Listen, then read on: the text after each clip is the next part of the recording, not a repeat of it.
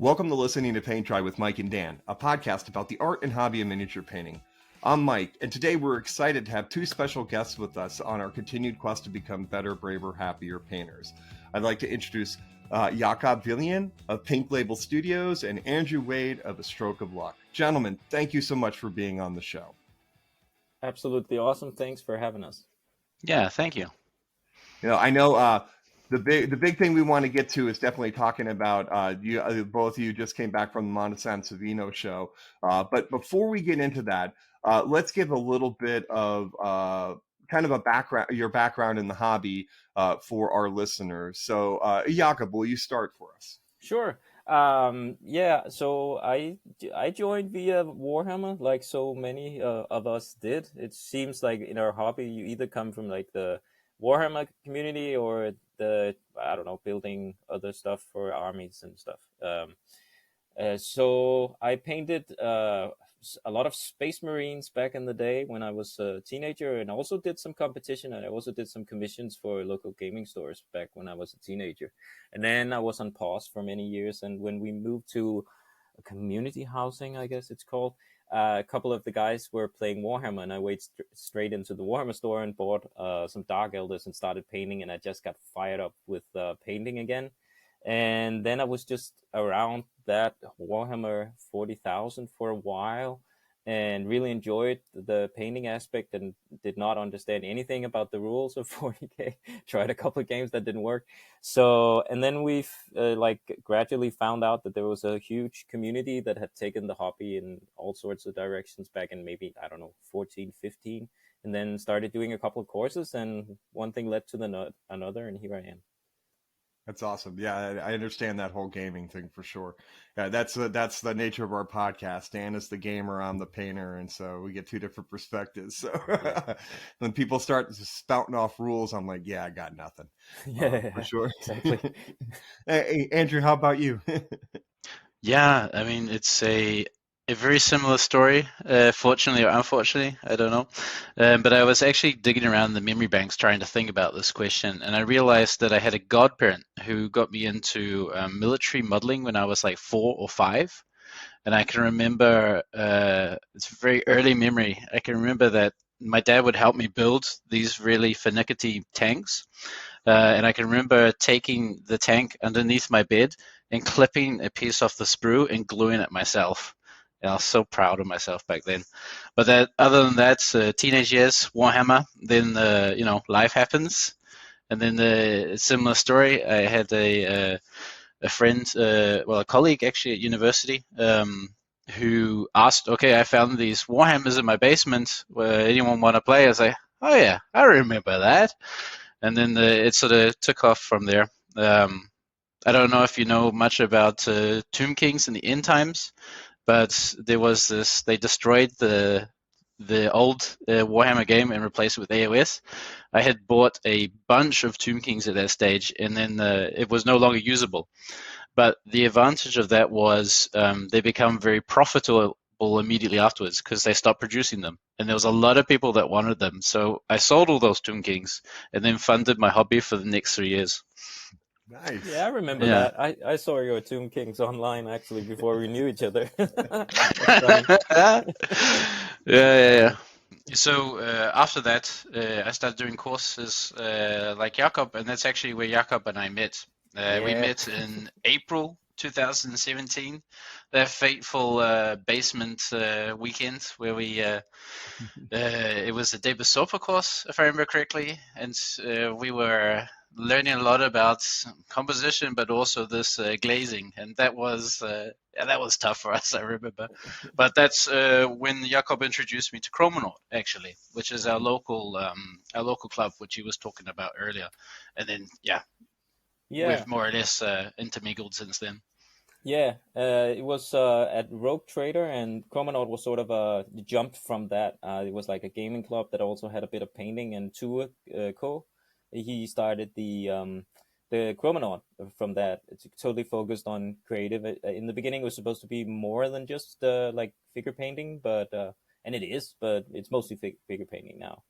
There was actually a funny story with the David Soper. The first the time I met Andrew, he took a picture of me Yeah. in a very embarrassing situation as I was showing David Sober my impressive progress on my little Nurgle guy that I was painting, and he said, "Well, the left side is kind of good, the right side not so much." And I said, "I haven't painted the left side yet." And Andrew took a picture as David Sober looked all embarrassed.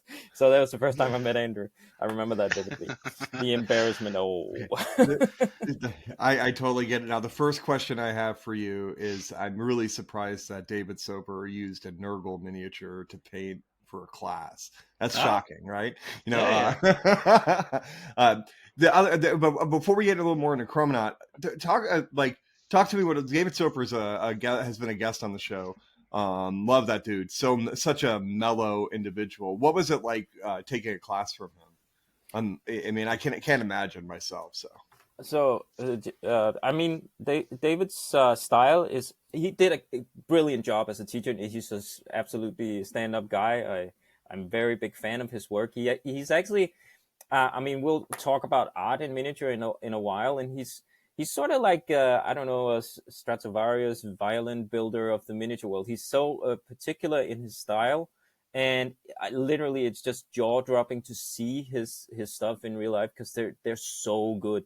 And it's vastly different from how I paint, but I'm just blown away. And there are like a few people when I see miniatures that I just can't fathom how they do it.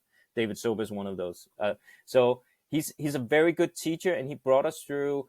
Like, he hasn't done that many courses, I think, so we felt very lucky to have him do that. And he introduced us to a lot of different techniques and like tips and tricks on how to use like the tiny beats and stuff like that. But at one point I was like, you have to explain, when you say glazing, I don't think anybody understands what you're talking about, because that's not what we think when we hear glazing. And he says, yeah, okay. And he mixed up the different paints, and he used like a tiny bit of paint, and you could not see that there was any paint. And then he did like 5 different layers, and he said, yeah, keep going for 10, and then you'll start to see some color in the miniature, and you go, oh, okay, that's how you actually do it. So he's just a world apart from how most people paint, and that sort of made it difficult, but I learned a lot, and it was a very enjoyable experience. Yeah, he comes from sort of a design background, so it was one of the first times I was learning more about like what contrast really means and what composition really means. So one example was, he was talking about contrast and texturing, and that was the first time I had heard, you can have different contrast and texture, like, okay, it's rough here and then it's smooth here, where I thought contrast just meant like black and white, but it actually is a much bigger concept. Yeah, for sure. I That's think wonderful. like it was the first time I had seen such high level paint, like technical painting, just like you, Jakob, where he had his gut rot spume. I don't, if anyone hasn't seen that, so try Google David Soper gut rot spume. It just, I couldn't really perceive that a human had painted this thing. Mm-hmm. It was quite nice to sort of see, like, okay, here's the upper bar. So all of a sudden my barriers or my thoughts about where you could be just got broken. I was like, okay, let's go further.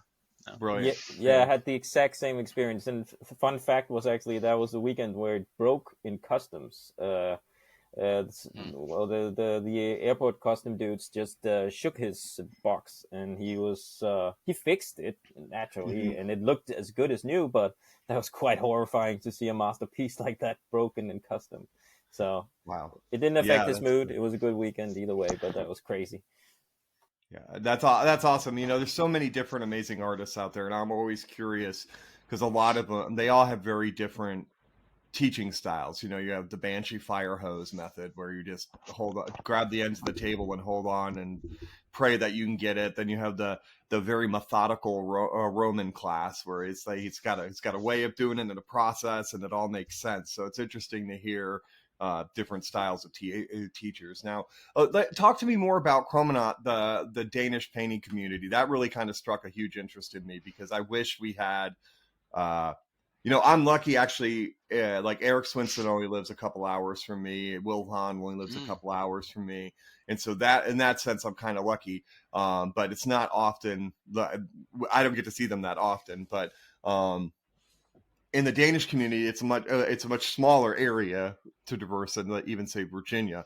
But so talk to me about that community. Yeah. For me, it's a sort of magical little cosm of creativity, and that's very much what it was like when Jakob took me down there. I had no idea that there was this thing so close to me with, 10 people coming every Tuesday, all doing display miniatures or modeling or sculpting or whatever.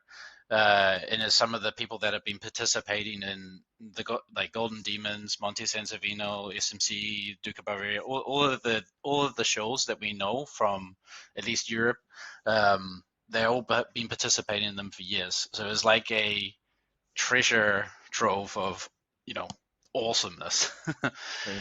But if I tried to wrap it up into what it is, it's like Jakob was saying, it's more or less just a group of people that are very passionate about figure art. And most of us are doing painting, all the way from army painting all the way up to like high level display painting, but we're also doing a lot of modeling. So dioramas, and people are doing sculpting, like full sculptures and conversions. So it's sort of the whole spectrum of miniature art, and we all sort of share this electric passion together for it, and that's sort of the thing that would bind us together. Oh, I'm Absolutely. so jealous. I know, I'm jealous too, just talking about it. Yeah, it's a fantastic thing, and I hope we get to like brush upon the Dogma 48. That is a magical thing that maybe the peak of Chromonaut, but it's one of those things where you rub off on each other in a good way. So you basically learn. Like at one point, someone discovered that you can get these awesome tufts from aka and everyone started using those. That's like recently, and they're just sort of exploring how can we do that. And there's been like a backdrop period. Then we also sort of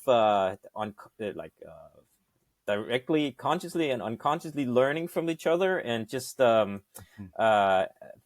seeping up this energy. So it's basically, in my opinion, people are doing it for this creative energy just breeds. I don't know if that's the right word, but it's like a snowball, and you say, "Oh, that looks cool. I want to do that." And so we have some of the world's best painters there, and we have some newcomers who learn very fast, like very, very fast, who just like gold medals at Monde, and relatively newcomers, and basically just seeping up all this energy and soaking up all this energy. Nice. So it's really nice to have a place like that. Brilliant. I would, yeah, that just sounds awesome. Just painting next to somebody, it's just an amazing feeling. You know what I mean? Like I can't. Every time I've had the opportunity to paint with somebody, doesn't matter what level of painter they are, I always feel good. You know, like it always feels good. I feel an energy, and I feel like progress is being made and stuff. And so, and I hate saying the word level because it's all relative, right? It doesn't really necessarily. It doesn't really necessarily matter. But so before we get into the Monty stuff, one last direction I kind of wanted to talk to you all about, because you both are very interesting. You have both very unique styles from each other. And I'm kind of curious as to the way you approach projects. And so this time, let's start with you, Andrew. Can you talk to me about what draws you to a project and kind of how you approach a project? Yeah. So I don't usually start with a model. I usually start with an idea or a concept. Like I might want to do we're seeing quite commonly now is a lot of people doing lunchtime pieces where someone's sitting down for a lunch break, and it's much more calm and collective. And then I might start with that idea, and then I might try to, okay, can I find some miniatures for this? And okay, I have 5 potential miniatures, and then I will sort of play, when you're a kid and you used to play with Lego and you didn't follow the instructions, you just built stuff. That's very much how I approach miniatures. I'll have a lot in front of me, and I'll have a concept where, like a place I want to be. And I'll just combine the miniatures, convert them, rearrange them, think about the composition, do a lot of sketches, ask other people at Chromonaut, hey, does this make sense? Is it a good idea? Should I try something else? What do you think? And get that feedback early on and reiterate it a lot. And I find that first part where it's just like the brainstorming with my toys in front of me, my Lego blocks, that actually takes maybe a quarter of the time for a project. So I spend a lot of time playing around in there. And when I sort of solidified it down, with the actual modeling or the sculpting or whatever I'm doing, the converting, then I'll start thinking maybe, okay, what could the colors be? So the colors are coming later. I will sort of start with, okay, can I have a black and white sketch here so I can get my value composition down? And then I sort of say, okay, what kind of colors are supporting the feeling that I wanted out of the project? And at that stage, I would sort of iterate with someone at Chromonaut again because I'm in the brainstorming phase. And then once I get some ideas and I start executing, I'll just have at it and let it sort of run free for a little bit. And then I'll stop. I'll analyze. Okay, was what I did actually any good? Maybe I'll ask for feedback again, and I might reprime the thing, or I might completely repaint half of it, or I'll chop a piece off because it's not really supporting the project or the idea, or add a figure or whatever. And I'll do this sort of like iterative process until I sort of feel comfortable that it's done. So it's a very sort of organic and backwards and forward, but it's always guided by this idea of like, hey, this is roughly where I want to be. I don't know how I'm going to get there. I might try 5 different ways to get there and only one ends up working or whatever. But it's all supported by an idea opposed to a actual figure. That's usually how I approach these things. Okay, well, talk to me a little bit about playtime. So we'll put links to all your paint and putties and stuff up there. But you have a lot of unique work on this, but the unique work on your paint and putty page. But playtime always jumps out at me because it's such at least that's what it's called. Yeah. So that's actually a Dogma 48 project. I finished it after the Dogma 48. So I had, I think I got most of it done in a weekend, and I had maybe about 8 hours after that I used to finish it. But this one is literally just me having fun. So it's not complicated. It's a very simple and honest piece. It's me thinking back to when I was a kid. I was having a water fight, and I'm imagining me in this like battlefield with, I don't know, I'm a big space marine and I have my big water pistol and I'm attacking the enemy or something like that. So it's a very basic and visceral and unrefined sort of a project where I'm just playing, making a mess, using ridiculous colors and having fun. Hopefully you got some finger painting into that one too. That's definitely. I mean, fingers, sponges, Nice. Just a tube of paint on the background, just going, and then sort of mushing about a little bit. All the things. Yeah, It's actually really using palette knives and all sorts. Yeah, that one was really fun to sit next to Andrew and listen to, actually, because he had all the noises too. Nice. Like, that actually reminds me of a Roman Laplante type of project. Like after watching him paint and just throwing, like literally pouring bottles of paint on stuff and moving around with his hands, I'm like, that's actually one of the first things I thought of. I'm like, that's one that Roman sees he'll like a lot, for sure. But very cool, very cool. So the kind of at a crossroads with this, because I know you wanted to talk about Dogma 48 more, Jakob. Do you want to do that, or do you want to talk about your process and how you approach miniatures first? I can just, I was just thinking about how we are similar and not so similar, Andrew and me. Well, Andrew is like my go-to guy when I need to analyze stuff that my brain can't figure out. There was at one point, Andrew, you suggested that I'd get a book, and I did get it, and I have read it. like the it's a cinematographer's guide to composition or something like that, right?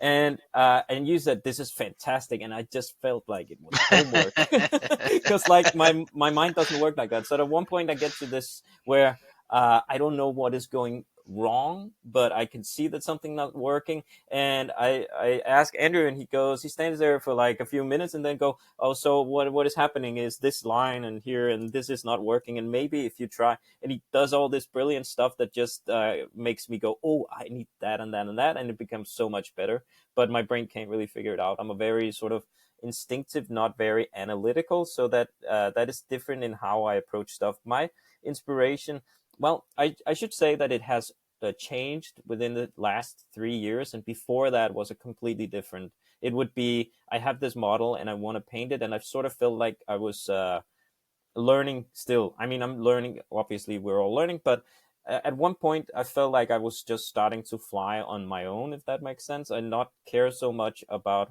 like, that takes a lot of bravery. That's even in your like slogan title. But to be able to paint without fear is something that I hear Roman say all the time. But that happened for me maybe like 3 years ago, where I do a project and then worry about how it will be received after I put maybe like the last one, or before just about when I finish, I go, oh, people have to see this actually.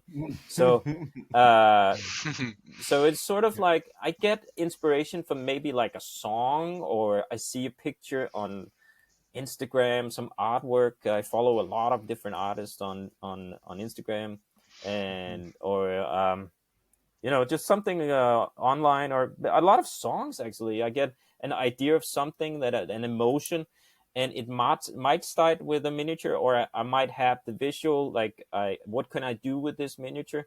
A lot of the stuff I've been doing recently is for Nordlys Miniatures, my own little label, and it's basically one of those things where we have this concept called biz art, so we do box art, and then alternative where we convert and stuff. And so I do most of those myself, and so I usually think about a miniature, and then one thing leads to the other, and suddenly I have 5 ideas for that one miniature in different scenes and stuff. So that happens a lot, but it can also just be, sometimes I don't have a miniature. I have some idea, and that happens a lot, but I have the benefit of being able to order the miniatures done. So it actually happens. Like with the runners, maybe you've seen them. I did 2 different versions of runner. I did that for Dogma 48.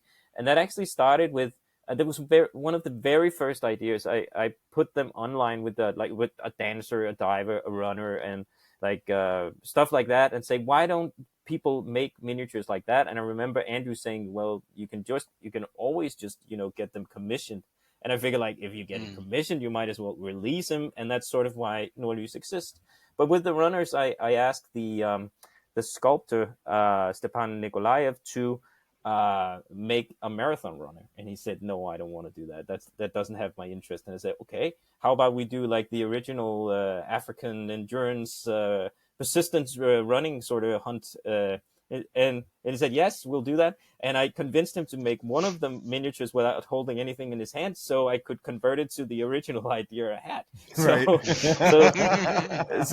that was Sneaky. the main purpose of it. So in the end, it just seemed I sort of had to trick him into making it anyways. So that's why those 2 exist. That's I love those pieces. I absolutely. And I've been looking, like, I have both of your paint and putties up too to ask questions, and I'm like, okay, we could do whole shows on each of these pieces that y'all have up here. So I'm trying to pick and choose and think about it. But I definitely we will put your links in the show notes, and certainly encourage all of our listeners, if they're not following you already, to make sure they're following your work for sure. So yeah, talk to me about this Dogma 48 thing. Yeah, can I start on that one? Because I have this a nice story about this, which is actually Jakob's story. But I'll tell it from the perspective of an outsider, and it links very much into this change you were talking about a wee while back, Jakob. So one of the first Dogma 48s I went to, I didn't really know too much about it, but okay, you come and you sit down at 7 o'clock on Friday, and you're meant to finish at 7 o'clock on Sunday. Oof, okay. So I'm just going to do the painting over the weekend? No. You're meant to like build the model, maybe build your diorama on Friday or whatever, do the sculpting, then you prime it, and then maybe you have time Saturday and Sunday to do the painting. I'm sorry, what? Yeah. Okay, well, let's give this a go. And I went down, and I think there was maybe like 12 of us this time that it happened, and it's like, okay, so we're all going to try this out. And I've heard that people have succeeded in the past. Great, I'll give it a go. But that dogma was one that Jakob was with, and I think you spent the entire weekend with your headphones in, listening to music, and you were completely focused on the pink. Was it the pink label? Yeah, the pink label project. Bright pink bookmark. Bright pink bookmark. Thank you. Where like you could just see like this guy was in his zone, just throwing paint on. It was oils, so it was like very heavy chunks of paint and You did really a heavy. 48-hour oil project? Are you insane? They don't even dry. No, they don't. Yeah. I mean, So don't touch the stuff, and you'll be fine. Yeah, it dried afterwards. But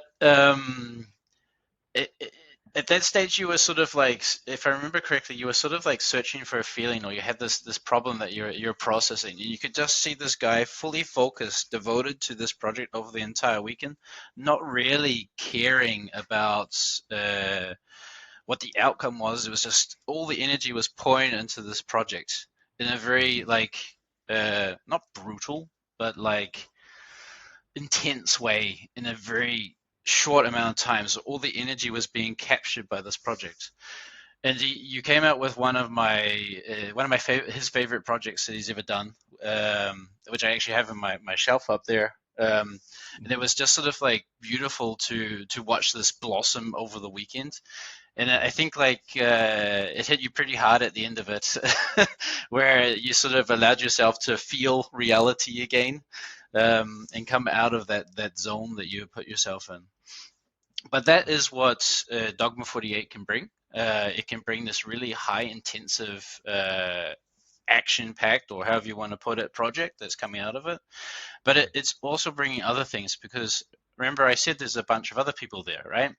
And you're all sort of suffering the same pain of that combined deadline, and you're all in there together. So you're sort of, you understand what the other people in that room are going through. And, sometimes it gets really intense and stressful. So you go over and, okay, how's it going? Or you catch a person when they're having a hard time, or maybe they don't know how to solve a problem.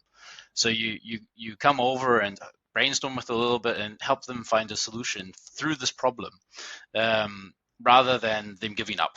So you quite often get the solution straight away, because there's a lot of knowledge down there, and there's a lot of brainstorm power down there, and a lot of people have done it many times before.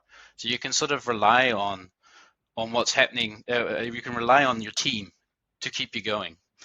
And then there's also like you sort of see infections spreading. Like Jakob was mentioning about this tufts.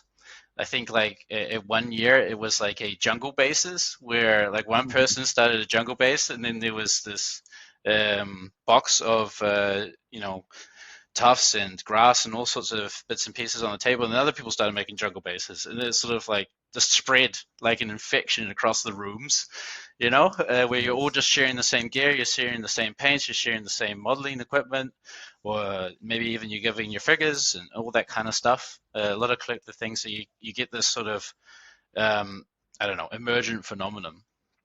And then at the end of it, you line up all your pieces with all the other people that have been there with you suffering for these 48 hours. And you feel like, okay, here's my piece, but look what we did. This is collectively what we did together. Mm-hmm. So it's a really intense, focused, energetic, creative sort of spirit it's always evolving in that room for that 48 hours. And things can go really wrong, but you always have other people there to catch you, so you're safe. Even if it goes completely wrong, you're still part of it. You're still part of this creative process with the others. And if it went really wrong, it was only during the weekend as well. So it's this sort of really weird, unique event, where it's just you feel exhausted afterwards, right? You can just imagine. I usually have to take the Monday off because I can't work after that. But I think I've been rambling on a little bit, so maybe That's Jakob, okay. I'll pass it to you so you can sort of bring it back around and make a nice a through point here. Yeah, I don't know if I can do that. I can pretty much just echo everything you said. What always amazes me is, like you say, that if it goes wrong, but it hardly ever goes wrong, though. I mean, sometimes people need the final 5% and they have something that wasn't working, but they almost always create artwork. And that's really amazing to see. Also, like complete new guys who only paint army painting in their spare time, like Warhammer stuff. They create beautiful stuff during those 48 hours. And so it's one of those things where you can be brave and you have someone helping you if you get stuck, preferably in the beginning, because someone like people get pressured throughout the weekend to finish. I do endurance sports, and it occurred to me last time that it's very similar. Like you get emotionally and physically drained from having that much focus that long. So you sort of just collapse when the hour is 7 on Sunday. It's just done. And it's correct. You line that stuff up and you go, I can't believe we all did that in just the weekend, and everyone has created something really gorgeous. But it's one of those things. It's quite unique because it's one of those creative bubbles where you feel safe to do something you've never tried before.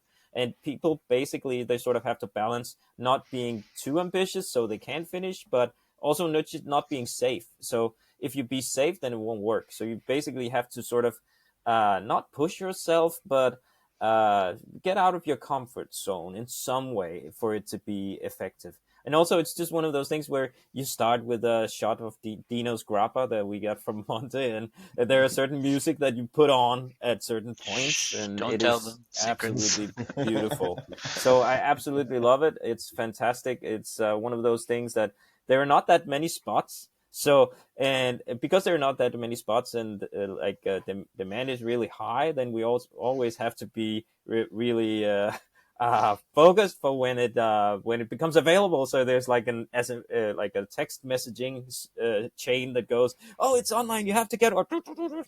So Right. and it fills up pretty fast. But usually it's possible if you want to get a spot, you can. But yeah, it's fantastic. It's just fantastic. How often does it happen? Twice a year. It's in February and August, always like that. So the next one is in February. So All right. So if you guys are doing it again, we'll have to check in after. Like we'll have to check in yeah. Sunday night at 7:30 and see how you're doing. You know. Yeah, and it's actually pretty cool. But pieces that are made during those 48 hours, they almost always do really well at competition, even on master levels, like competing against stuff nice. that, because it's basically you create something that is emotionally driven, and you have to sort of kill your darlings and figure out how to do something effectively, right?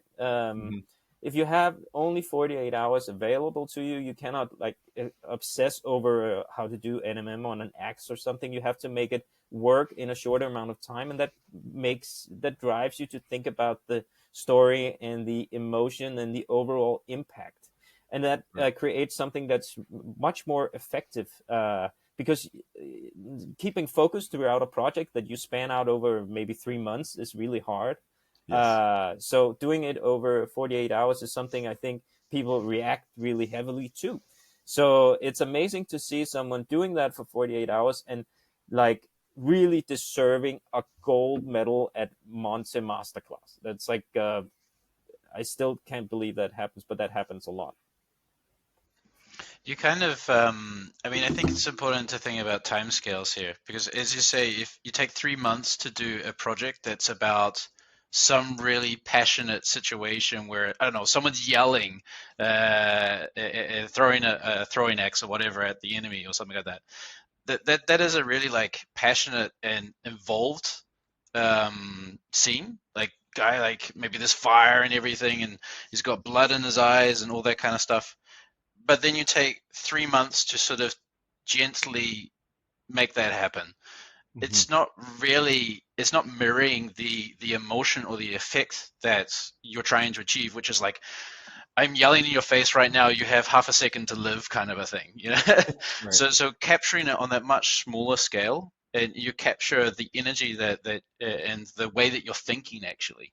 Like the mindset is always there of I want to make this guy look like he's trying to attack someone or something like that.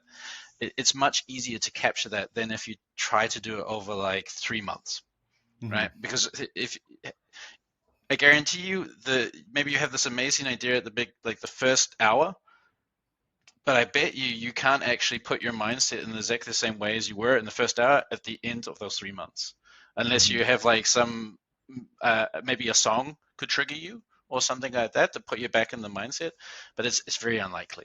So you end up with a project that at its core is confused with itself. It's interesting that you talk about it that way too, because I find that when I do a project, and it's definitely if it's got like kind of an emotional core of it, the bulk of like the colors are there within the first 2 days, right? And almost everything after that is just refining.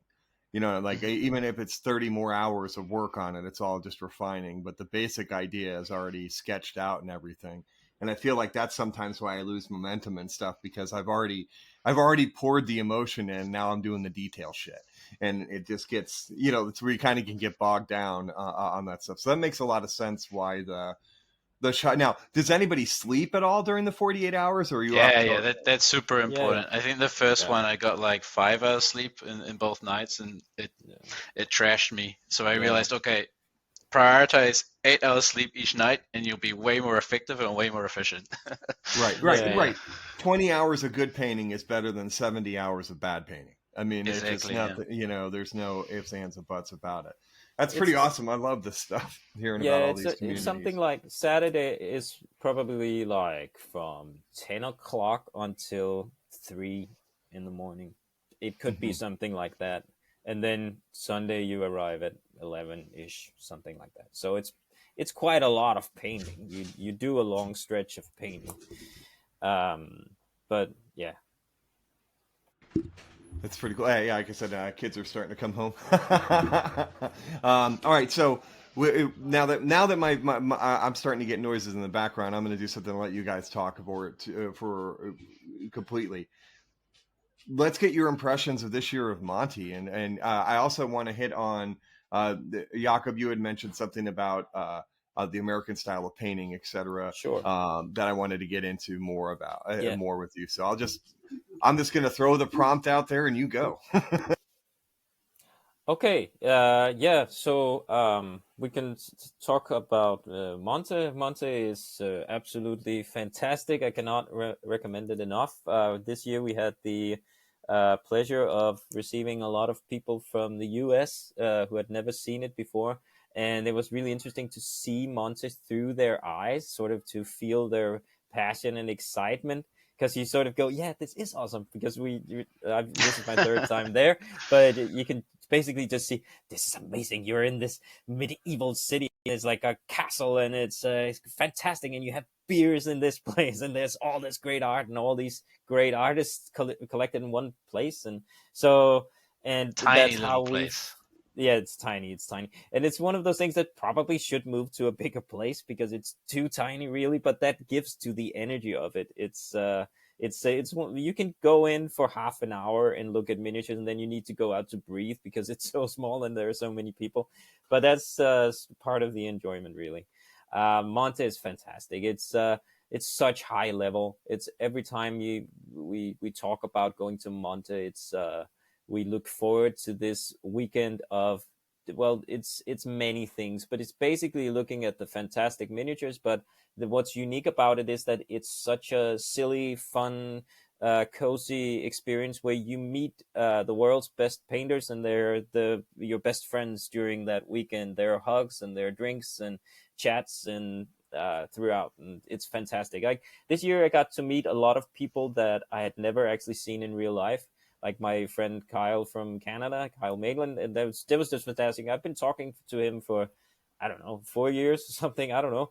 And we talk very regularly about our pieces and stuff like that. And just seeing him in real life is fantastic. And also all the Americans coming over that I'd never seen before, that's fantastic. So, yeah, It's Had you great. met Will in person before, Monty, or No, was I had not. I had not yeah? met him before, but we chat regularly as well. So I actually met him on the stairs, and I go, Will, and he looks up at me and goes, "Who are you?" And I say, "I'm Jacob." "Ah, Jacob," because we never see each other in real life. So it's one of those things. Yeah, it's fantastic. Yeah, I love Will. Well, yeah, we actually get to spend a lot of time with Will, but he's I haven't met really anybody that full of energy and Nah, enthusiastic it's and amazing. hardworking at the same time. I mean, He's the dude best. just doesn't stop working, Yeah. working hard. So it's great that you got to meet him for Yeah, sure. and also, I mean, you as I mentioned to you, it was fantastic to see the different types of painting, the styles of painting, and I had a lot of thought about that whilst I was there, and also afterwards. That it's so different, and I can't figure out why.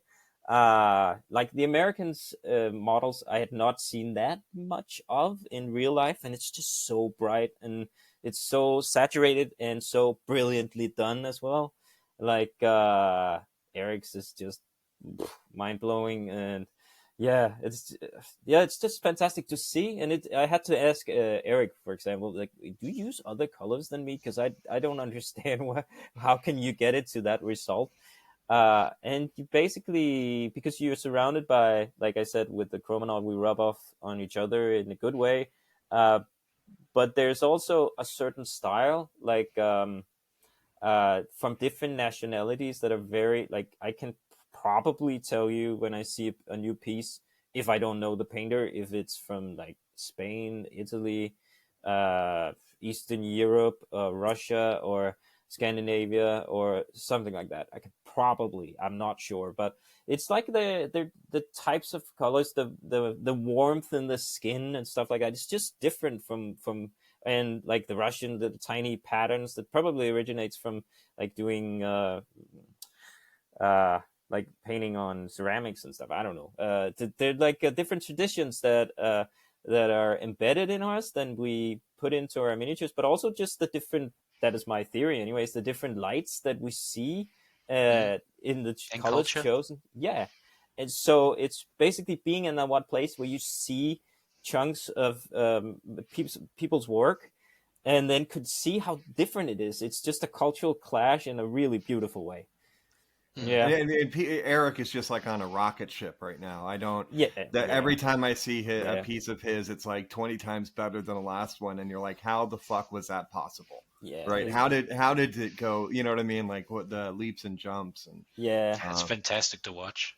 it yeah, and is he's a fantastic. brilliant dude too. I love talking to him. He's a super nice guy as well. Yeah, So, but that's all. I'm glad. That's very interesting because I actually it's something Dan and I were talking about too. Is that it feels like uh, in contrast between kind of European artists and American artists, that it does feel like Americans do push more towards more saturated colors, and then you're like I know one of the big things that there's a group I'm a part of called the National Capital Model Soldier Society, and it's a lot of historical painters that are part of it, and they definitely talk about the difference in painting. Like they call it the Spanish style skin tones, and like because it's much darker shadow, deeper darker shadows than like necessarily an American historical Americans paint, etc.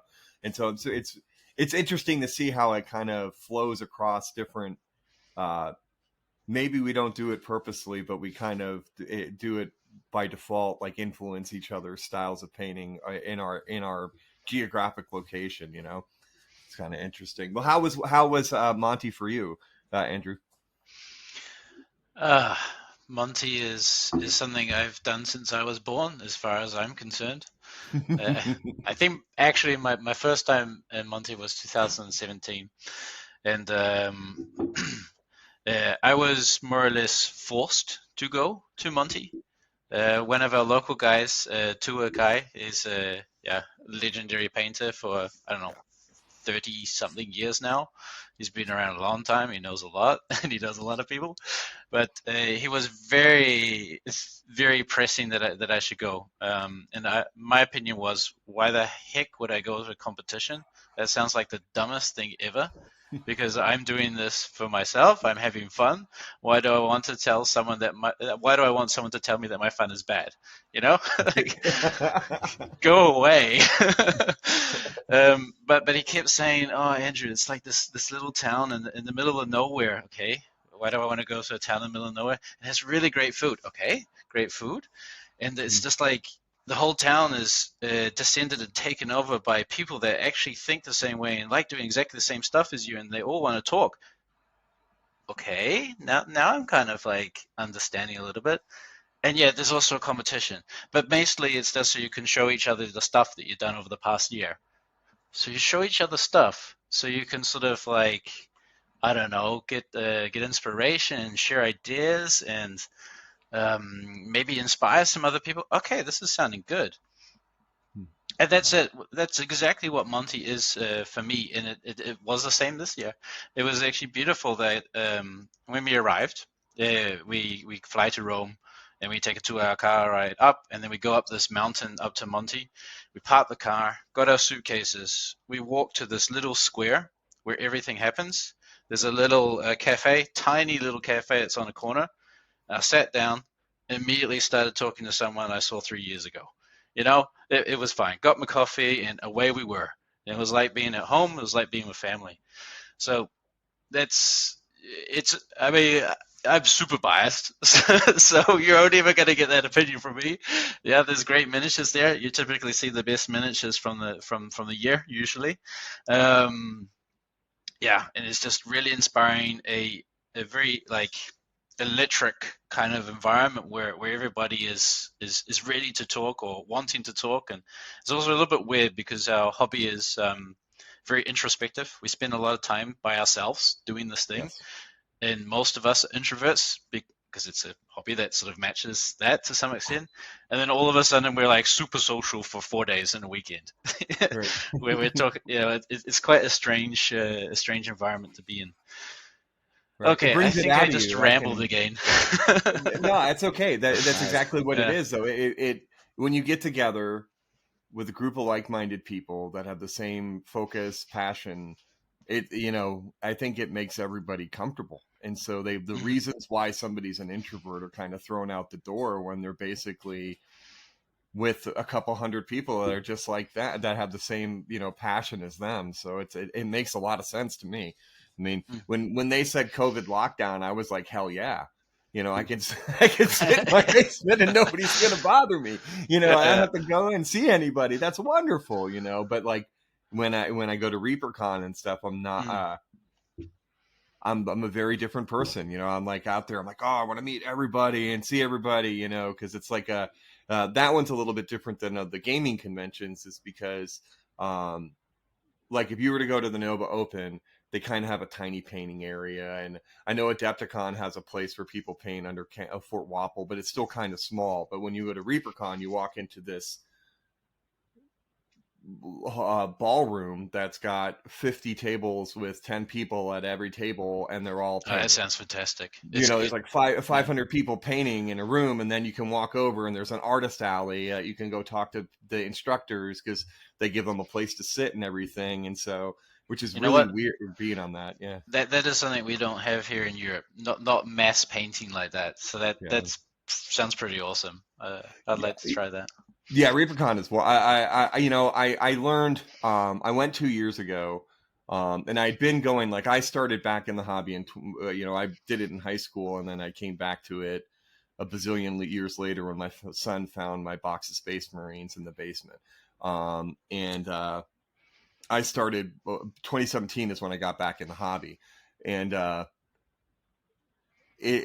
had been going to the Nova Open, and then Nova Open kind of went away for a couple of years because of COVID. And so I tried ReaperCon. It's going to be tough to get me back to the Nova Open. It's just not. I'm not a gamer, and so I'm going into an environment where I just look out and there's so many people painting and sharing ideas. People. Yeah, right. That is exactly what I think. And what's ridiculous about it is that people actually bring their full painting setups. And so like people literally will have a table there and they'll set all their paint racks up and they got all their projects and they'll sit there and paint. And some of them don't do anything else for the 4 days except sit there and paint and talk to friends. And I'm like, all right, That's cool. whatever floats your boat, you know. So, Yeah. but for sure, covered money. Have you guys ever ventured to the U.S. for or like an Adepticon or anything? You know what? So I think, was it 2020 that Adepticon stopped the Crystal Brush? Yeah. Yeah. So I was making a project to go to Crystal Brush in 2020. And then I learned Crystal Brush was no longer. And Right. then COVID hit, so I never made the trip over. Right. Yeah, but I talk like Jakob. We have this Discord that we actually talk a lot with the American painters, some of the American painters, and I talk a lot with Matt DePedro, for example, as well. Oh And yeah. I've been wanting to go over there and do the cultural exchange and spend some time and actually paint with people, because you can learn a lot from painting with people, and it's just a nice way to connect with someone as well. But no, I haven't been able to make the trip over. I'm hoping a new competition comes maybe in the next couple of years where I can use that as an excuse. Right. Yeah, definitely to get it. Switching it to a demon, while that's kind of cool at one level, kind of is it's a downer, for people like me that had just gotten in the hobby. I'll never be able to compete at the Crystal Brush because it went away before I would even consider putting a piece in. You know what I mean? And so that's a bit of a bummer. It's interesting you mentioned Matt. I love he's like Mr. Smooth. Like a lot of over here, he's kind of considered like the master of the smooth blend, which is true because that dude's his blends are so smooth, and he's a super nice guy. But so did my okay. Now here's an interesting one for both of you, and it doesn't matter who starts out with this. One of the things I like to ask a guest. Is there a model out there that hasn't been made? And now this isn't really fair in context of Jakob because he could just call and have it made now. Is there something that you would like to have made that hasn't been made yet? I typically give the example of the characters from Stephen King's Dark Tower. I would like to see the Katet created. What about y'all? Yeah, all the time. That happens all. Yeah. But it's Yeah. like yeah, I'm really interested in contemporary stuff, and so it's not like a civilian bystander in a war, but contemporary stuff. So it's something that has an atmosphere and an emotion. Like it can be anything.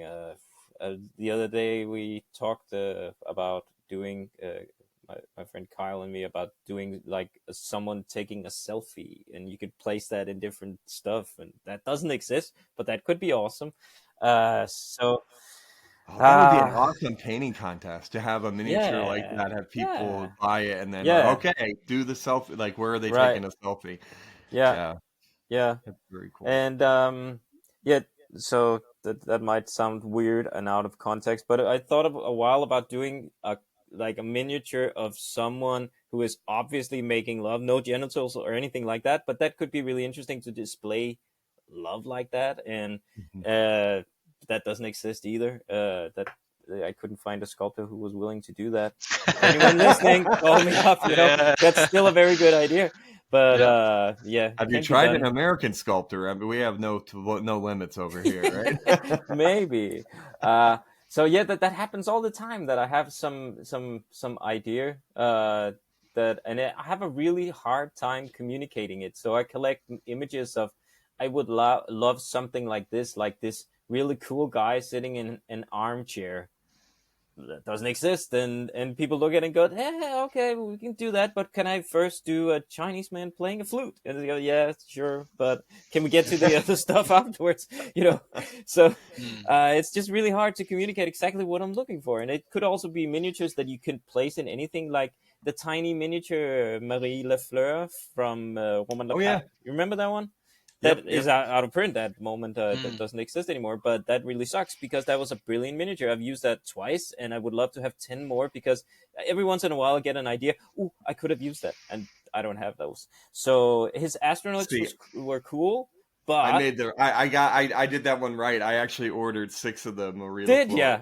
Yeah, I did when I bought You when I tease. bought it because I knew me, and Yeah, I knew I had so many ideas when that first came out because I did it where there was 2 I think it's on the Instagram. They were looking at it, two girls looking at each other. I through a remember it. wall. It's really good.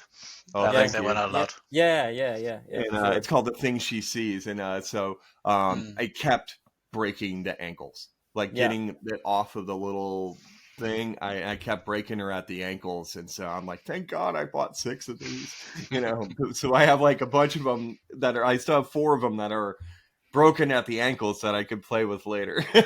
Yeah. Well, thank you for saying that, guys. They're really really good miniatures. Those ones that you can place in different situations. And basically, I would love to produce miniatures that you could do that with, but I have a hard time like imagining what exactly they are. Like the Marie Lafleur was really brilliant, and I loved his astronaut idea. I just didn't like the aesthetics of it. I couldn't really. I did one of those, and I bought another one, but I couldn't. It's just not me. So Yeah. but it was a brilliant idea, and people have done so much beautiful art with it, but that just wasn't for me. So yeah, sorry, that was a long rant, but yes, that's okay. Plenty Perfect. of time. Excellent. All right, Yeah. now it's your turn. I have a similar problem to Jakob, because like as you maybe heard earlier, we're usually thinking of ideas first rather than miniatures. Mhm. So like if you ask me now what I want, and you ask me a minute from now, it's probably going to be a different thing, right? Because the ideas are, But if I was trying to generalize it, I definitely also want more contemporary stuff, because I sort of have this thing that I a lot of the work that I do and a lot of the work that I collect, like I buy from other people, is with the intention of not showing it to other miniature artists, is actually to show it to general public. Because I have this silly idea that like it could be art that people could consume and they could actually react to the projects that we have. Not a silly idea. It actually happens. It works. So stuff that is miniatures are a little bit more open to general audience. So that typically means a little bit more contemporary or a bit more abstract. But if I was to try narrow it down even further, I like to play a lot of composition games, and I like figures. And at the moment, some of the stuff that we have mostly now is just a figure standing. And there's not much composition with that. You might as well chop the legs off, because it doesn't really mean anything. It's just like a tube going up and down, right?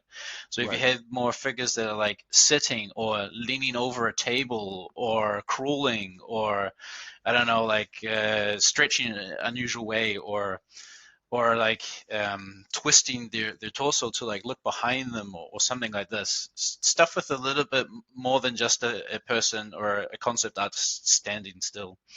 That's definitely something I think we could benefit a lot from. Other than that, if I could say line decker. I think line decker paintings could make great miniature art. That would be my choice at this immediate second. Oh, nice. Yeah. And speaking of that, Matt has a show in Washington State right now. So yeah, definitely the nature of what we're doing, I feel like, is growing. You know what I mean? Like there's definitely how it's reaching out into different venues, especially with stuff like you did, like the painter's journey. I think people are just kind of blown away between the palette and the night, and I think it's called the painter's journey, something along those lines. That's amazing. So let's do this question, because I missed this before. Are there a particular artist that you look to for inspiration? Whether it doesn't have to be miniature art, but like what I say that you're probably going, oh my God, there's so many. What is the first artist that comes to your mind? I mean, that's really hard to. I mean, there are artists that when I see their pieces, I go, "That's brilliant!" Nearly every time. There for sure those. I rarely look for inspiration. The funny story was that I bought a model from Kirill. You have to. You don't have to, but that's like a dream for a lot of people, just to have the ability to look at his stuff in real life, right? So I wrote him up and said, "So what do you have?" And he says, "I have nothing," because everyone he sells everything to collectors. Yeah, exactly. And I go, "Okay, cool. Can you paint me something?" He says, "Okay." At the minute, at the moment I'm painting the one that he taught a class on textures. He has this. We call him Mr. Sassy. Actually, he's like the pilot standing. is Right, really right. cool. And I said, okay, that's brilliant. He can do a lot of different stuff, and I can appreciate his style and whatnot. Mm. And he goes, yeah, that would also be great for like learning. You could use it for learning different techniques, and that didn't occur to me at all. It's just appreciating his stuff. It's Mhm. just really fantastic. I had no intention of like studying it in order to learn. That might happen as a sort of positive side effect, but it's just to appreciate his work. So there are Mhm. plenty of artists that when I see their stuff, they give me inspiration as a positive side effect, but I just appreciate their work for being awesome. Mhm. So an idea might sort of spin from that, but yeah, it's pretty much vague usually. Mhm. Fair enough. There can be okay. There can be like people. If I want to really like study NMM, I would know which artist to approach. Also, Kirill usually, Well, right, yeah. uh, there might be stuff like that. If I used like, I would know if I was going to study how people do leather, then there would be. I look at Magnus Fairbear's Magnus Mhm. Fairbear's his stuff, or something like that. Or Kirill's again. Well, uh, what about non-miniature artists? So like two-dimensional paint or other art styles or art mediums, I'll say.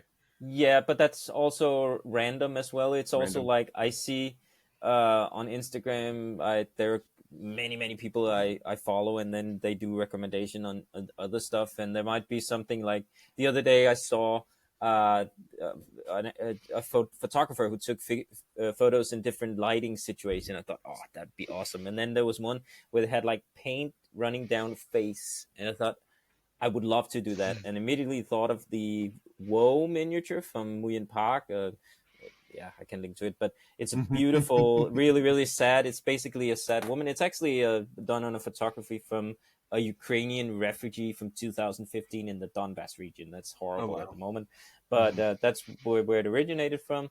And I thought that would be really cool to have like a pouring paint like run down her face. And then I thought about a song lyric that was perfect for it, and then sort of that idea spun from that. So it all started with this picture of a black woman with paint running down in different colors. I thought that was beautiful. So Mhm. stuff like that, that's pretty much how usually it happens for me. Well, I can appreciate the pour and paint. You've seen the logo, right? The paint on a model, Hmm. the paint all over, Oh yeah. for sure. Mm. Andrew, what about you? Yeah, I mean, I sort of try to grasp inspiration from all over the place and just sew things up and combine random stuff together. That's sort of part of the creative approach I take. But I actually have specific things that are specific 2D artists and sculptors and miniature artists I always go back to sort of study and refresh myself and maybe learn some more from. So I can actually answer this one. Nice. And it is my personal preference, right? And it's totally reflected by my experiences. You could replace some of these names easily with many other names, but this is just my situation. So for canvas, it's Leindecker. I already mentioned that. Right. I love Leindecker's composition and yeah, the way he works with brushstrokes and color. Soroya, or yeah, Soroya is absolutely just like earlier this year. I had the privilege to go to the Soroya Museum, and like I was crying. It's like a religious experience for me. I love that stuff because it sort of speaks to me. It speaks to my eyes and the way I perceive the world. I also was really lucky coming the back of Monty. We had a day in Rome, and I went to the Borghese Museum Yeah, I where saw the pictures of that. Yeah, absolutely.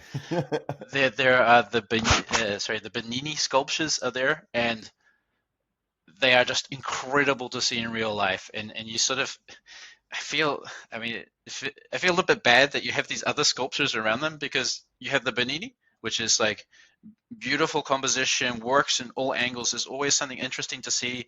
It's just super well designed and executed. And then you have some other sculpture, and you're like, oh, there's no comparison. It's in the same room. Right. It sucks for them. But Right. Bernini is like amazing for sculpture. And then for That's how I feel when I put my minis in a contest. I'm like, ah, crap! Why did I put mine next to that? Damn it! Now I look like a third grader. We're all in our journey. Yeah. Funny story, actually. At the Duke of Bavaria, I think it was 2018. Kirill won Best of Show with his Demeter, the vampire that has this bright orange underlight and bright orange eyes. And they had to remove that model from the shelf when they're doing the judging because everyone sort of just gravitated to that. So there was no way to judge anything else if the Kirill model was on that. So they had to take it away, otherwise we can't do it. Yeah. 2 years in a row at ReaperCon, I've done kind of tiny dioramas, and the dioramas that have won Best in Show there have been like, 2 years ago it was Aaron Lovejoy, Voldemort on like in this whole book, downstairs massive thing. This year it was this probably the largest Godzilla I've seen in person done. And my little time, like the year before I did it in a champagne glass, I had a champagne glass, which had my, and this one was like this year was a little box frame, right? Diorama, because I was doing a 3D zombie movie poster thing. And for some odd reason, my pieces keep getting moved right next to these massive, like things like the little girl diorama that I did was next to the Great Unclean one on like this massive, it was next to Sam Lenz's one that won Best, which is the other thing I'm like telling people, I'm like, if my diorama gets moved next to yours, you're a shoo-in for Best in Show, right? But like I kind of have a tendency to do tinier dioramas, and they just keep I think the other thing it was next to was like these 4 Imperial Knights battling, and I'm like, those things look like they crapped my little it's not fair, don't put it next to it. Anyways, I apologize, I digress. So which one do you want to do first, Jakob? Do you want to talk about the Wanderer, or do you want to talk about art versus craft? No, the Wanderer was basically just a comment on what we look for in miniatures and creating your own, and sort of the way of telling stories. Well, we can, so that sort of doesn't fit the topic anymore. I suppose we're not recording. You'll cut this. We're not organized. We're never organized and go back and forth, so it doesn't matter. All right.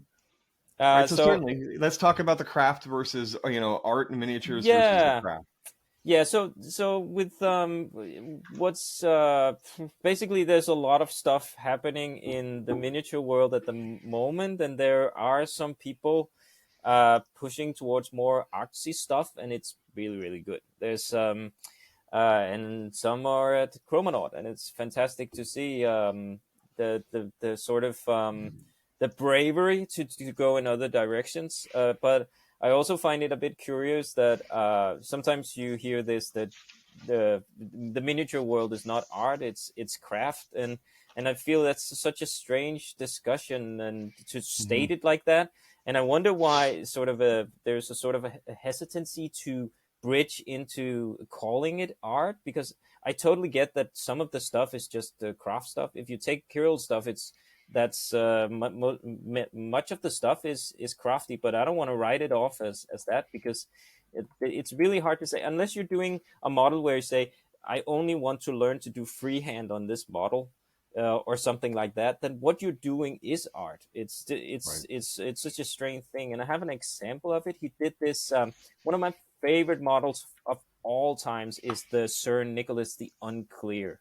I think it's a fantastic model. If you don't know it, look it up on Potty and Paint. And I usually use this as an example when you do this discussion of art versus craft in our miniature world, because that sort of exemplifies it. Because on the one hand, it's basically a really nice painted model. You have a perfect representation of the materials. The blue cloth is beautiful. The NMM is mind-blowingly good.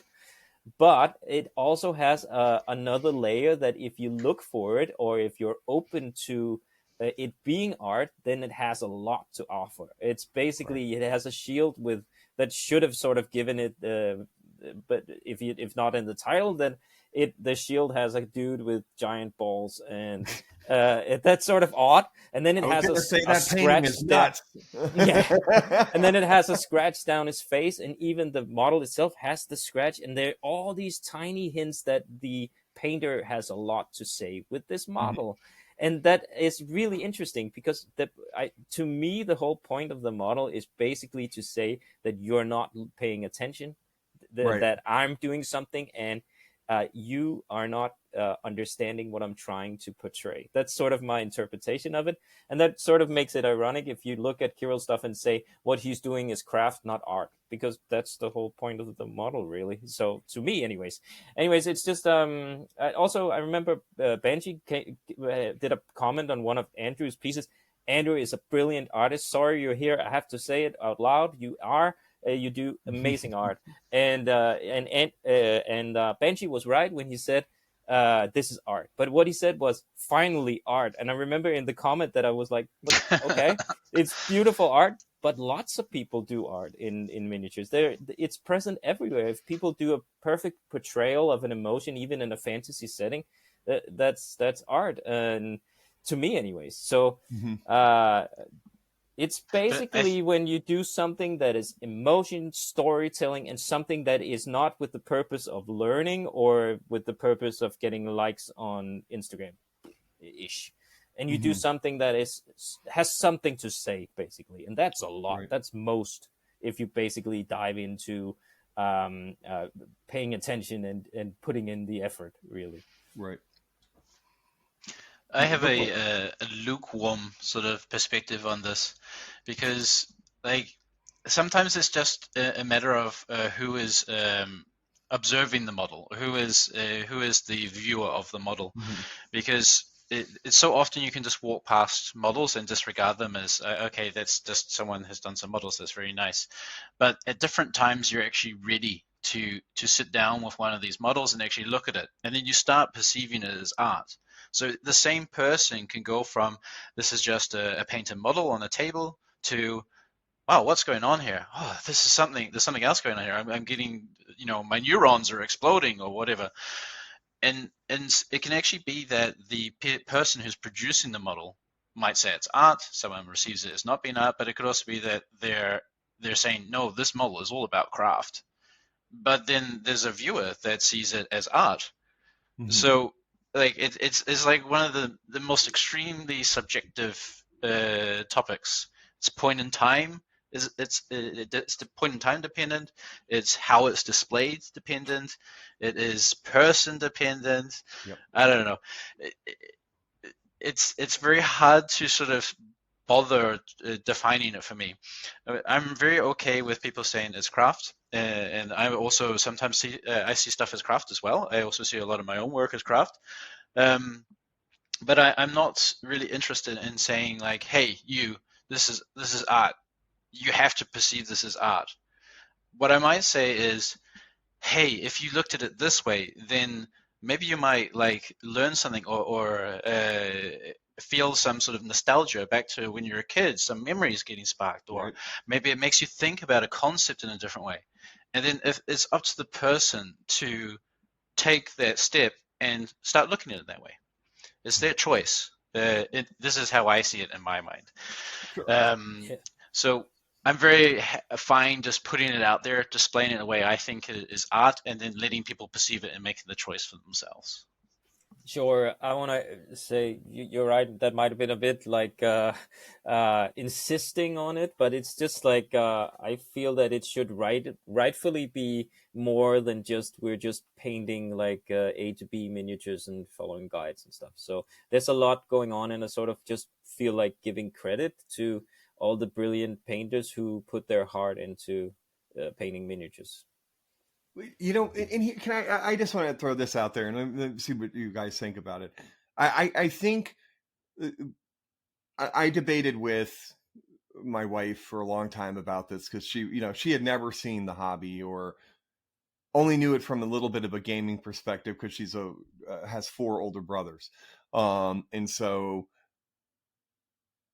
my whole thing to her is that when we were talking about it was, doesn't the subjective nature of it all in and of itself, whether you say the word craft or art, doesn't that subjective nature make it art? Right? Because calling it craft is an interpretation. Calling it art is an interpretation. Art in of itself is always an interpretation because two people look at the same piece and think different. Like, I guarantee my wife and I look at a painting and we're not even in the same ballpark as our interpretation of it, right? And so, I guess I don't know why craft isn't in and of itself isn't art, because some of the craftsmanship and the craft work that I've seen is art. You know what I'm saying? Like, it's to me, like, I guess I've kind of moved. I used to have this mentality of like, okay, the tabletop painters are there, right? And they have a function and they paint functional stuff. But I've also seen the tabletop painters that take their time. It's not just about three colors up. You know what I'm saying? Like, there's all different. Even though they're gamers, they still take the time to do non-metallic metals on their armies and stuff along those lines. So I've always, I guess, I've kind of in that world stopped thinking about it anymore, right? And I know Banshee and I got into it a little bit in his class about that, like about, you know, why are you so focused on saying that word art when it's there anyways, right? It's already there. And even if you tell somebody it's art, if they don't think it's art, you're not changing their mind, right? You know, and it's not, I hope I'm not coming across as confrontational or anything. I'm not. It's just something I think about this a lot too, and I wish my co-host was here because he's actually married to an art teacher. Yeah, So, I think for me, if I can reply to that, it's the reason why I'm also sort of insisting that it's art, and I really don't like calling it craft. What we do is because in my opinion, it sets people free. You know, if we sort of all the way always just push it down to what we're doing is putting miniatures on toys, and in Denmark we call it dolls, and we sort of place it in this banal little pastime activity instead of something that we actually really care about. So, and it's also, if people sort of all the time are talked to as if they're just doing crafty stuff, then they might be hesitant to play free. And that's, for me, that's a really important thing, to be able to play free without worry and without, there's so much stuff that we do, and because social media is a big part of our hobby, and we constantly think about the receiver, the people seeing it. And if the people seeing it are someone who neglects the art part of it, then we're all stuck in this rut of just guides to NMM from A to B. So that's why I like the idea that we talk the art up and we say this is part of our hobby, and we appreciate it for that. Obviously, it's not that important if we call it one thing or the other, but it's really important for me that we don't call it only craft. Yeah. Okay, the art is freedom thing is a compelling art. That is very compelling. Yeah. That is, the way you phrase that is a very compelling.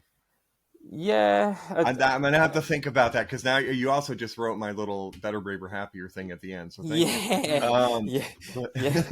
Sorry about that. But no, it's an important point. If we're going to play free and be happy about it and not worry so much and be braver, then we need to be able to show our emotions without fear of someone calling it silly. You know. So. Like I said, it took me several years to be able to do that, and I still worry. I still worry about when I do stuff. Is this too much? Will they, And what I found out throughout the years is the more I put a heart into it, the more people react to it.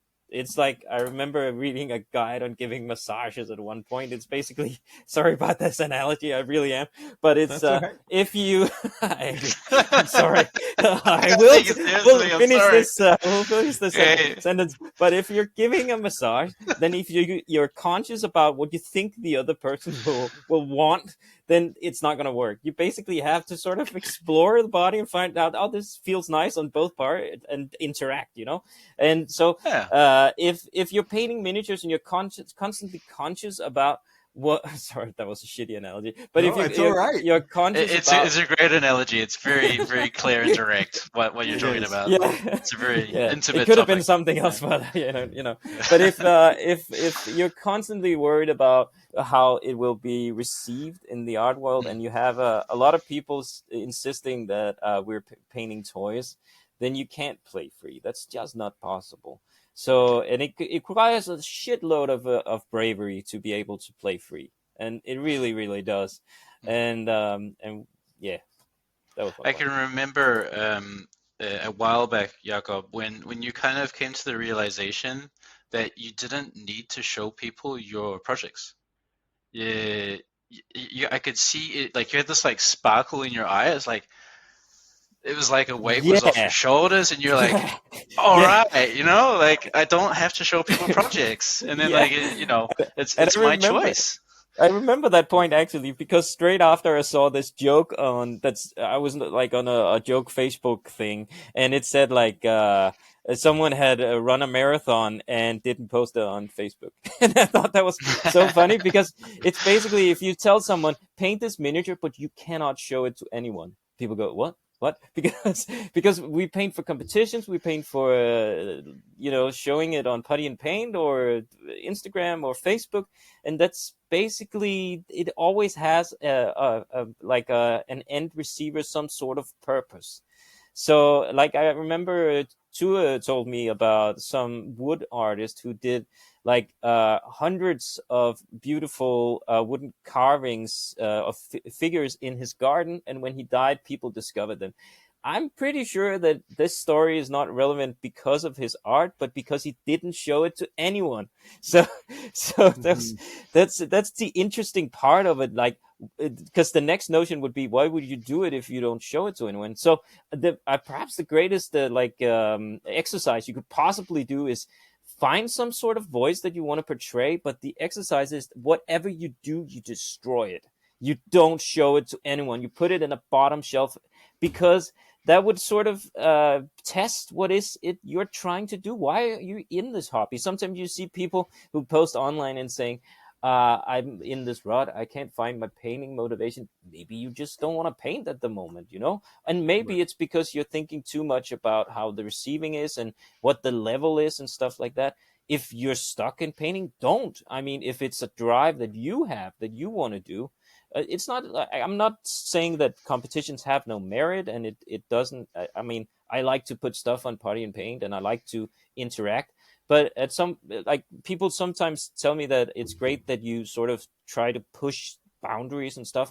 I would never do that. It's the exact opposite. I would try to not inhibit myself by thinking like, how would people receive it, and try to like really stay strong in not letting that sort of limit me.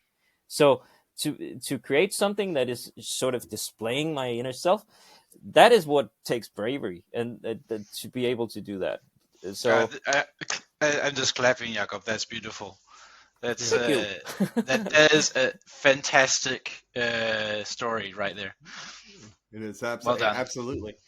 Yeah, I don't know where to go after that. Damn, because that's and it's, you don't have to paint everything for a competition. You can just paint for yourself. You know what I mean? Like Yeah. that's where I think people lose themselves a lot in focusing on. I use competitions as deadlines, right? Yeah, That way yeah, I yeah. can actually get shit done. Sure. Yeah. Otherwise, what is it? Roman says there is no such thing as a completed, only an abandoned project. Yeah. And so, Yeah, for sure. anyways. And it's I- I also, yeah. Sorry, Andrew. I think it is important to sort of make the remark that like this kind of conversation that we're just having is not something that everybody responds to, because we are diverse. We are coming to this hobby for different reasons. Sure. So I think it's more about like putting up the flag. Hey, you can do this too. It's available. It's in this community. Don't feel uncomfortable or unsafe about it. It's received, so we can sort of allow people who like this kind of thing to explore it, because it's not, as you say, you're trying to say it's not all about the craft. Just vice versa, it's not all about art either. We're all coming here because we love painting miniatures or making miniature projects and showing it to each other in one form or another, or actually just doing it because we like it, and that's totally okay. It's like Banshee. I re-listened to the episode before we started this talk. I listened to it today and yesterday, and he speaks about this, that he likes all these different musical genres existing. You don't have to listen to heavy metal, but it's nice that it's there, so it gives you the option. That's sort of the same thing. You can appreciate that people really paint like David Sober. We spoke about that earlier. I would never paint like that, but I really love it. I hear sometimes Magnus Fairberg, Magnus, he speaks about, like, because he paints in a very muted, beautiful palette. He has perfected his styles over years, and it's very much his own. But he sometimes says that people joke around that, hey, here's something with color, and he says, I love things with color. I just don't paint it like that. But I love seeing how people express themselves with color. I get blown away by it. It's just not how I paint. And that's a beautiful way of saying it. I'm jaw dropped when I see David Sober's stuff. And just about anybody, really. I mean, I took maybe 10 minutes looking at the beautiful best of show from Monte that was right next to my unopened. I placed it next to Andrew's because I thought it would complement the beautiful colors in his. It was like pink and it was fantastic. And then, that showed up. So, yeah. Eric's got a different. It's an interesting how early he is in his painting career and how fastly he developed his style. Right, like I can tell an Eric piece now, like just by glancing at it at this point, which is amazing. And so, but I think these guys, they're cheating a little bit, right? Because this is actually going back to like the having more open sculptures or open community or however you want to call it, because there are a lot of people that have come in over COVID or over the past 4 years that are coming with design or art backgrounds. Right. So they actually know where they want to be. Like they want to do this kind of project. Mm-hmm. They just have to learn the tool set to get there. That's a lot easier than compared to me, for example. I only just discovered what art was in the past, like 6 years as I've been painting. So I sort of had to figure out, okay, what is the nice design and composition stuff at the same time as trying to learn the tool set. So I feel that he's doing amazing. It's just incredible what he's doing. Not saying that isn't the case, but it's just. Right. Sure. Absolutely. Yeah. I mean, they all come back. It's always interesting. Like there's an American painter, Shoshi Bauer, who is a watercolorist. A trained watercolorist, and there's a couple others. Our last interview, Zambies, was a 2D graphic designer. And so I'm like, damn it, you all came in with the color theory loaded, like. Yeah. But hey, I mean, it just means we have more stuff, more interesting things to discover, right? Exactly. We have more things to learn. We have more fun than them. Sure. Maybe. Well, go ahead, Jacob. I was just gonna make a point. I was just thinking along the same lines that I was ranting on before, but I have another anecdote about miniatures. I just linked to the Night of the Crab Order by Dmitry Vasechko. And sadly, I can't speak to Dimitri at the moment because all the channels are shut down too. And Dimitri, if somehow you're listening, we love you, brother, and we look forward to having you visit again. Anyways, the Night of the Crab Order is another good example because what he did was actually a study on a certain topic, NMM, and it blew everyone's mind when it came. But look at that crab's eye, that crab claw and the eye on the shield. That's actually really interesting because that puzzled me. Why would he do this? And then he told me that this carries the secret to life and the world. And he said, I'll tell you the story one day, but I saw this in a vision when I woke up on New Year's Day. And then he sent me the drawing of it. I still have not heard that story, but that really is something really artsy and beautiful that I have yet to experience. And I have that miniature right here. You can't see it because it's a podcast, but I have that. That is my favorite model in the world. Anyways, it's There just is it so might much. be a study of NMM, and that might be the purpose of it. But he hides little Easter eggs, Oh yeah, it's all secret over. to I'm seeing life. that. You know? Yeah, Yeah, the tonal harmony in that is just amazing. it is. It's Like mind it. blowing. I mean, it's not. So it's an interesting. God, looking at that, it's like it kind of defies a lot of stuff that you think automatically about contrast. You know what I mean? Because it's using muted colors, muted complementary colors to create kind of that pop to a degree. You know, and so I'm like, I'm sorry. This is one I have never seen before, and so I Really? am bookmarking this, and Oh, see, Actually, lots to learn and discover. yeah, yeah, that's supposedly, I'm gonna tell you another anecdote about this. Supposedly, this was a sort of a game between Kirill and Dmitri that originated on some vodka-induced evening. That because Kirill made the first sort of NMM the night with he spray painted it chrome, and he sort of took and then this is sort of a story. It's a story I got from Dimitri. I cannot verify it, but it's cool. And then These are the kind of conversations you have at night in the yeah, middle of like yeah, 5 a.m. at exactly. Monty, right? I mean, You I'm know, gonna tell after him. a People will bottle like of these whiskey. small stories, and so he did the first NMM. He spray painted one chrome, and then took pictures of it and tried to paint how that reflection looked realistic, and it was amazing. But it had the reflection of his inside house. So Dimitri said, "Well, you can't do that. You have to paint it sort of in a sort of forest or something with the Mhm. environment." And Kirill supposedly said, "Well, if you're so smart, why don't you go do that?" And he made this. So they sort of spent a while, and that's why Kirill had that period of doing mind-blowing NMM. Is Right. perfecting that style with the reflection all around. And if you read his giant manual book, the Bible, there's guides on how to do that few people can actually follow, because it's amazing. It's amazing. Yeah. So it's I just remember. the example was just to take something that's Mhm. NMM crafty, and really that is the study of it, but then to hide all the artsy stuff there is for those interested who can find. At the class I took with Banshee in April, he was going off about an argument that he was having with Carol about uh, gold reflecting green, and Carol said gold does not reflect green. They're battling, arguing, and then like the conversation, the fight ends. Then Carol 2 days posts a figure with gold in it that's reflecting green, and Banshee's like, you mother, he's like, Yeah, he's yeah, exactly. I heard that one too. Yeah.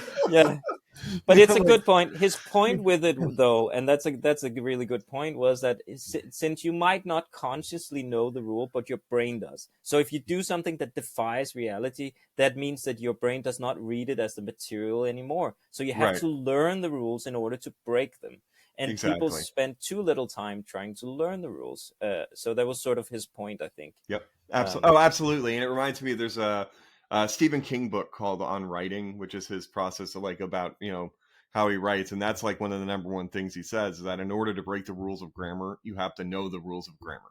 Right. And so sure. it's kind of the same thing in art. And so we're at like an hour and a half here, guys. So I don't want to keep you too much longer, but I do want to make sure that we get our motto question out there. And so Wade, why don't we start with you? Is there some advice that you can give our listeners as they continue their journeys to become better, braver, happier painters? Yeah.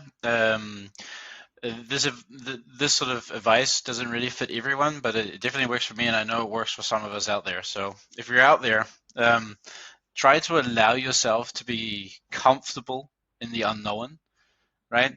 And don't let it hold you back, and just sort of try to view all of these toolkits or all of this theory and all the different combinations of miniatures and topics and animals or abstract or realistic, all this huge plethora of a playground, to be a playground and it be an opportunity for you to discover things along the way, and just be comfortable with that, rather than seeing it as something that could stress you, that you haven't learned everything yet. There's a lot of adventure out there for you, and it's always changing, but that's also exciting as well. that's sort of what I would like to say. Brilliant. I like it a lot. Now, your turn, Jakob. So advice. I was thinking about that yesterday. That I remember Paul Simon said that in a song, is that if you want to be a writer, don't know how, find for a quiet place and a humble pen or something like that. So it's basically the same, is to figure out why you want to paint and just pursue that. And try to not worry so much. I have some students from time to time who worry a lot about we measure all the time, and it's and try not to do that. Just play. It's like Snoop Dogg says, smoke weed every day, just don't do that. Paint every day, and just play around and figure out why you want to do that. And so that means the happy side effect is you'll get really good at painting, but the happier is that you'll like what you do.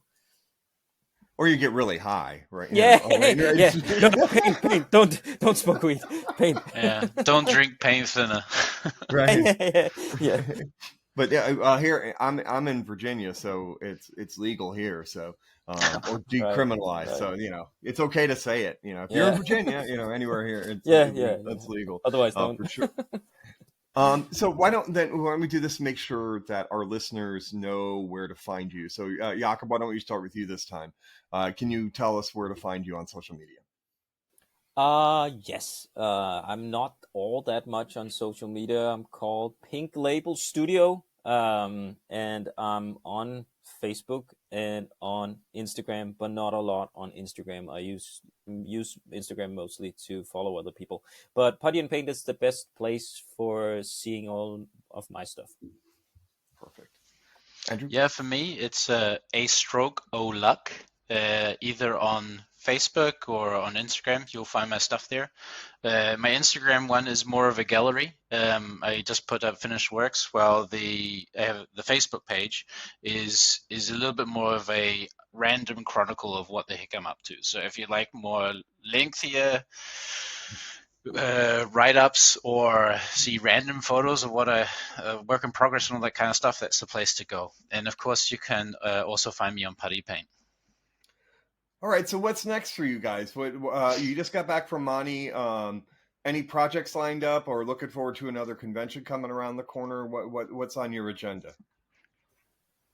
I have sort of odds and ends and different projects that I've abandoned for various reasons. That I want to pick one of those, like the paint running down the face thing. I'd want to do that, but I also have some box arts coming up, and then I have some of my own Nordlys miniatures that I need to paint for future releases that I have around the corner. Wait a minute, you didn't Nordly miniatures. Where? Make sure. Give us a little lowdown on Nordly and where we can buy some. It's called Nordlys miniatures. Maybe like if you find me, you will find that stuff because I link to it. Obviously, that's the way it goes. And it has a webpage, and you can get to it. It's mostly like it's contemporary stuff and not a lot of historical, a little bit of fantasy, but mostly like everyday non-war situation with people around the globe that is sort of peaceful and often with animals and stuff like that. Perfect. All right, Andrew, how about you? Yeah, well, I'm actually feeling pretty fresh and ready to rock and roll because it's been 3 years of gathering projects. For World Miller Expo, I took 25 projects. So now I'm kind of like happy to sort of like, okay, that phase is gone. It's done. They're in the cabinet now. I'm not bringing them anywhere else. Let's try something new. So I'll probably I'll return to sculpting. I've been slowly learning sculpting of figures over the past year or 2 years actually. I'll spend a couple of months or maybe 3 months on that until I get frustrated and I'll do some painting. Yeah. Nice. Well, I have to tell you, I just put the Wanderer in a shopping cart. Oh no, you're out of stock. Yeah, same I'm gonna thing. cry. Yeah. You got any If secret copies? if I don't actually, but I thought about, see, that's one of the benefits of making your own miniatures. It's actually out of print, and I'm discussing with myself whether or not it's okay to order 10 more without the base. So because it's really good for telling stories, and I have at least 3 that I really want to do, and I don't have any more. So maybe I should just order some casts for myself. But people don't like when you have something that's deleted that suddenly shows up again. So I don't know. But if I do, I'll send you one. Well, definitely send me an email. I'll definitely buy. I will definitely buy it. I love that. And I have Thanks, man. my youngest child is a hardcore dog person, so Yeah, I know where that will end up on her shelf. You know. yeah, thanks. Well, thank you guys so much for being on the show. I really enjoyed talking with you, and I feel like I've got new international family members for sure. Yeah, Mm. it was highly enjoyable for me too, and it's good to discuss all these kind of yeah, hard topics sometimes. Yeah.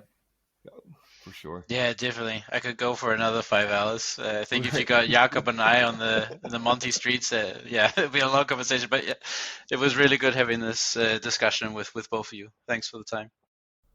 Dan and I would like to thank Jakob Villien of Pink Label Studios and Nordley Miniatures, as well as Andrew Wade of A Stroke of Luck for joining us. Gentlemen, what a fantastic episode. Thank you so much for the conversation. I also want to apologize. We're out a little bit later than I wanted to be. Such is life. But anyways, it was such a wonderful opportunity to hear your perspective on painting and all the different things that we chatted about. Follow them on Paint and Putty at the respective names. The links will be in the show notes. You can follow us at Listening to Paint Dry at Instagram and Facebook. Our handle on YouTube is Listening to Paint Dry as well. We're also on Twitter at Dry Listening. Like, subscribe, follow wherever you get your podcasts from. And if you could leave a 5-star review, we'd greatly appreciate it. That helps get the podcast out to more listeners. As we'll also want to say thank you to all our listeners for sticking with us. And we really appreciate all you do for the show. And the key thing to remember is be free to be a better, braver, happier painter. Until next time.